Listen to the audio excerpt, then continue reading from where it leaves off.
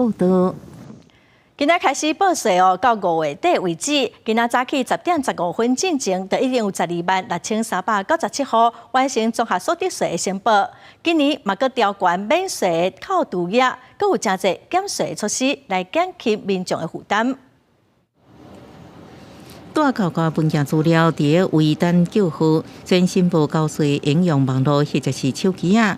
按过台北国税局透早也是未少人伫现场等要报税。因为我有一些资料它没有很登录健全，所以我必须要来这边现场做办理这样。现在来查，想说比较准，不会有误差这样子，就直接到现场来。因为国内物价起袂煞，即摆包含基本生活费、扣税急救甲4大扣除额拢调整。亲像每人免税扣除额为8万8，调悬到9万2；70岁以上调悬到13万8，标准扣除额大新调悬到12万4，有配偶是14万8。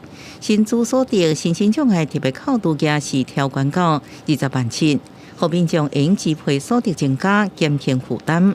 因为我的手机没有连上网，他说一定要这样，所以我就来了，都有优惠到。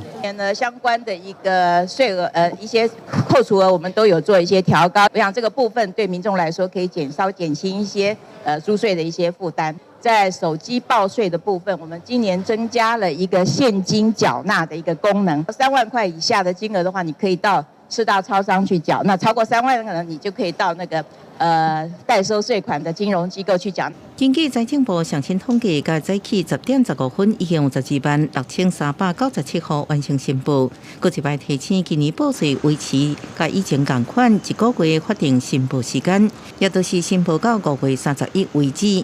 记者综合报道。